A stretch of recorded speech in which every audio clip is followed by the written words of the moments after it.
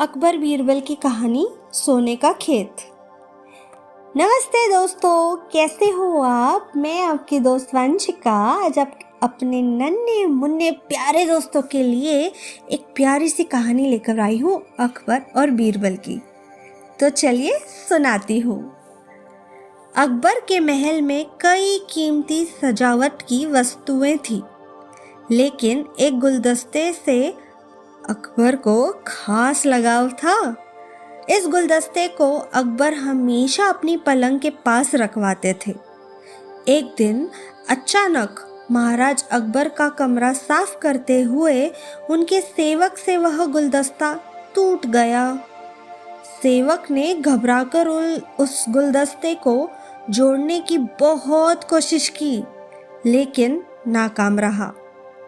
हार कर उसने टूटा गुलदस्ता कूड़ेदान में फेंक दिया और दुआ करने लगा कि राजा को इस बारे में कुछ पता न चले। कुछ देर बाद महाराज अकबर जब महल लौटे तो उन्होंने देखा कि उनका प्रिय गुलदस्ता अपनी जगह पर नहीं है।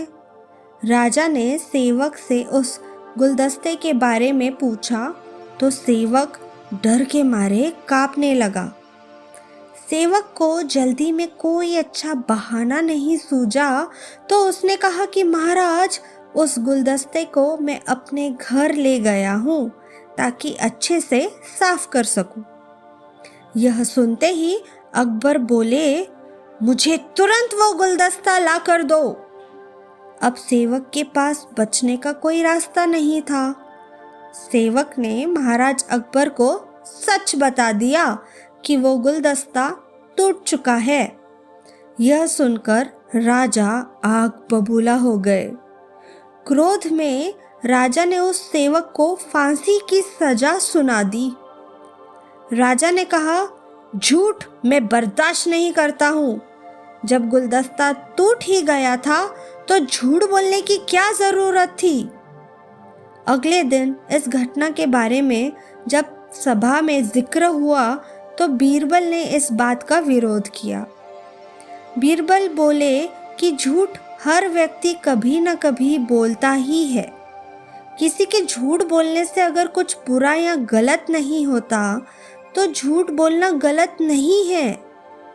बीरबल के मुंह से ऐसे शब्द सुनकर अकबर उसी समय बीरबल पर भड़क गए।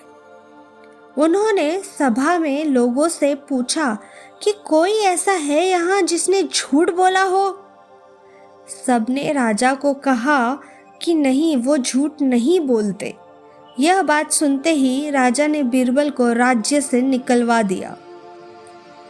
राज दरबार से निकलने के बाद बीरबल ने ठान ली कि वो इस बात को साबित करके रहेंगे कि हर व्यक्ति अपने जीवन में कभी न कभी झूठ बोलता ही है।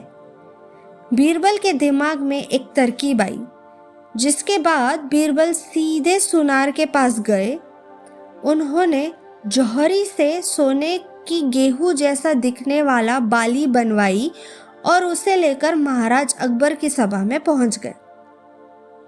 अकबर ने जैसे ही बीरबल को सभा में देखा तो पूछा कि अब तुम यहाँ क्यों आए हो?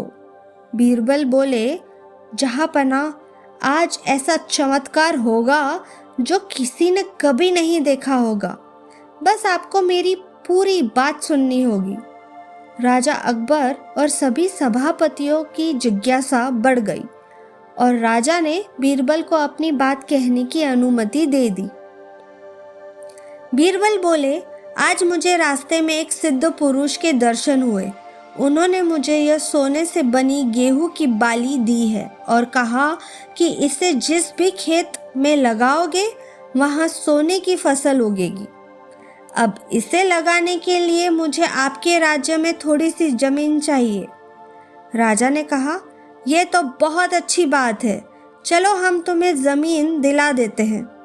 अब बीरबल कहने लगे कि मैं चाहता हूं कि पूरा राज दरबार यह चमत्कार देखे। बीरबल की बात मानते हुए पूरा राज दरबार खेत की ओर चल पड़ा। खेत में पहुंचकर बीरबल ने कहा कि इस सोने की बनी गेहूं की बाली से फसल तभी उगेगी जब इसे ऐसा व्यक्ति लगाए जिसने जीवन में कभी झूठ न बोला हो। बीरबल की बात सुनकर सभी राज दरबारी खामोश हो गए और कोई भी गेहूं की बाली लगाने के लिए तैयार नहीं हुआ।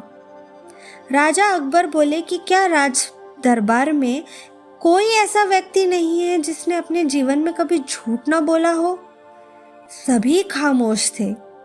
बीरबल बोले, जहांपना, अब आप ही इस बाली को खेत में रोप दीजिए। बीरबल की बात सुनकर महाराज का सिर झुक गया। उन्होंने कहा, बचपन में मैंने भी कई झूठ बोले हैं, तो मैं ऐसे कैसे लगा सकता हूँ? इतना कहते ही बादशाह अकबर को ये बात समझ आ गई कि बीरबल सही कह रहे थे। इस दुनिया में कभी न कभी सभी झूठ बोलते हैं। इस बात का एहसास होते ही अकबर उस सेवक की फांसी की सज़ा को रोक देते हैं। तो दोस्तों, कहानी से क्या सीख मिली?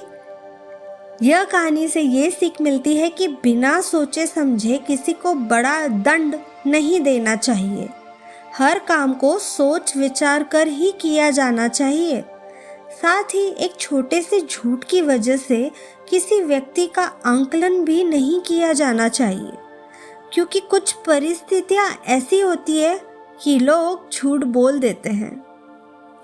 पर दोस्तों, आप अपने मम्मी पापा से कोई झूठ नहीं बोलेंगे और आप हमारी कहानियाँ ऐसे ही सुनते रहेंगे और ऐसे ही चीज़ों को समझते रहेंगे कि सच क्या है, झूठ क्या है, अच्छा क्या है, बुरा क्या है। हमारी हर कहानी आपको कोई ना कोई सीख ज़रूर देती है।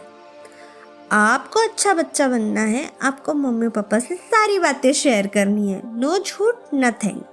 ओके? अगर आप अच्छे बच्चे बनोगे तो नेक्स्ट टाइम मैं फिर आपके लिए एक प्यारी सी कहानी लेकर आऊँगी और प्यारी सी सीख भी सुनाऊंगी। तब तक के लिए नो मम्मी पापा को तंग करना, अपना ख्याल रखना। Take care, bye bye.